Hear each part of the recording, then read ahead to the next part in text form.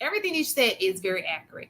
I do think for some women, they may choose, because we talked about this last week with mistaken. What was that? You have to sit here and think, okay, is it, so when you go to college, you start to think, is it a good investment, right? And men do this too.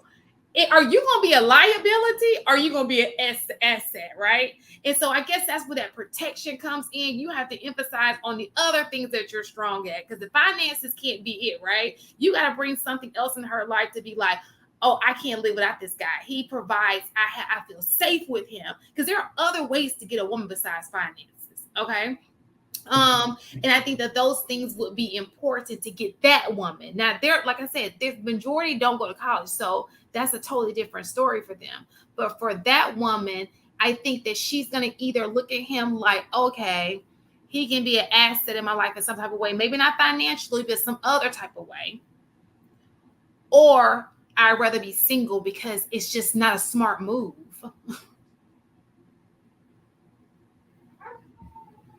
That's all I got. We assume her argument at face value is true. What's the solution to that? Which argument? She made a few. She said that there are not enough men for the women that they want.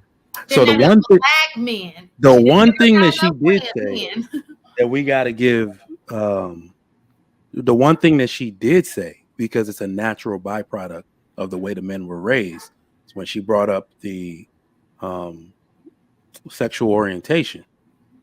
Right. So when I say most men were raised by their moms, you have to understand, like, I honestly think it's true when people say black men by percentage have the most of them. Well, yeah.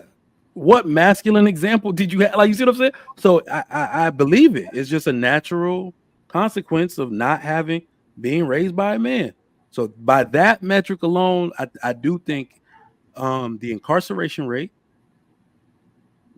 sexual orientation will take out a good group of black men for those women automatically. The part that I don't agree with, because here's where those women messed up. That's why I said they're blaming it on the men.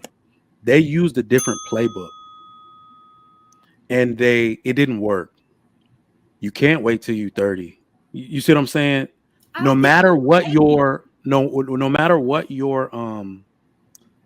mama told you, or you thought you could rewrite the playbook. I'm gonna start at 30. I'm gonna go to school. I'm gonna live my life. That was the worst advice ever. It has led to well. What I'm saying is, look at the women that are married. Look, and remember, it's like 29 years old for a woman to get married. That means she started taking dating and marriage seriously at 24, at the latest. She met the dude at 25. They dated all the way till she was 27 and got engaged, and they got married at 29. So there is no rewriting of the playbook. You have to take relationships and marriage very seriously right after college. Or Mike, I think this is a rumor, and I think that women contribute to this rumor. Okay, I think that most women have met a dude in their 20s that they wanted to be with. It just did not lead to marriage. So I just sit here and say that women just out here being free. I think the alternative is live your life, girl. Duck them, because you're mad, right? But I do think that women, ideally women like, 27, 20, I want to be married, 26, and they are in function, they are in relationships with a man who just doesn't marry them. So I don't think that. I do think you're right. I I just want to insert this part because I do think damn near all women have met that dude, right? And the dude will probably know that's the way the women felt about you on your wedding day to another woman. That's what happened to me. Like, oh shit, But the women's behavior, that's what I'm saying. Being told by their moms that they should live their life and you don't have to be tied down so early, that you can make it about those type of things. It changes a woman's behavior while she's in that relationship. It does. Hold on. It does. It does change a woman's behavior. No, it does. I don't think the moms tell women that. That's what I'm saying to you. I think that people. I don't think women. I've never heard a mama say, "Go out here and be freak nasty," unless you're from the hood. No, not freak nasty. What they're saying is focus on yourself. So we have a culture that is almost allergic to doing things and for the benefit of a man. So basically what they said was do things for the benefit of you first. So women did that. They it's Now I me do think first. women are It's my life. selfish.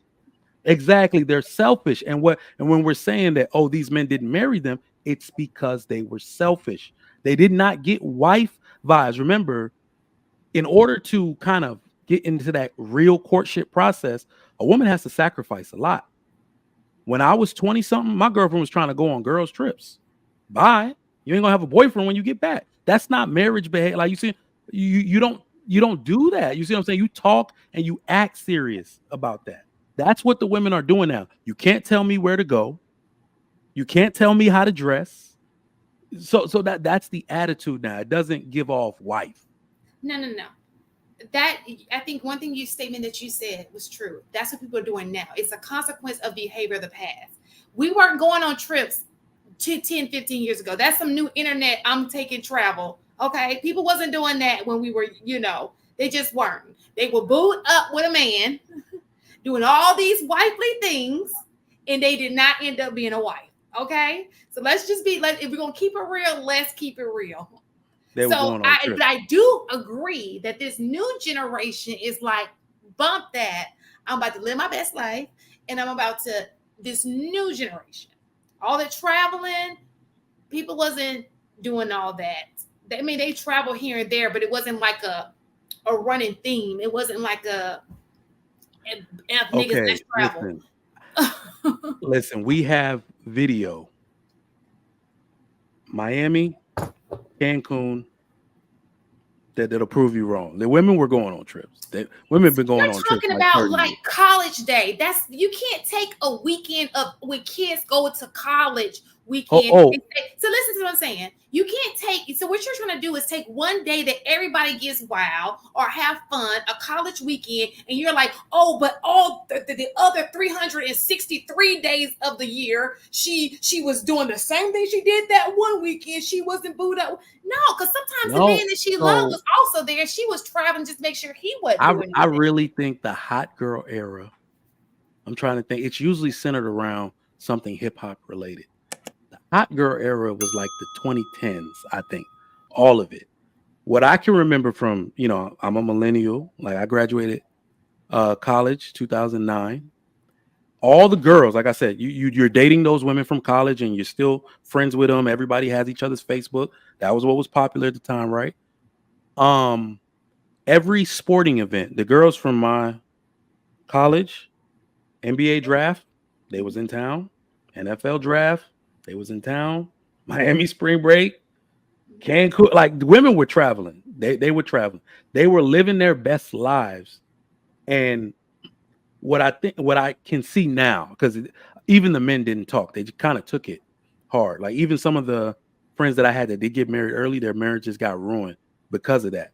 I think men were grappling with being, what do you call, labeled controlling and all of that. So they let their wives have all that freedom, and it came back and haunted them. And now they're divorced.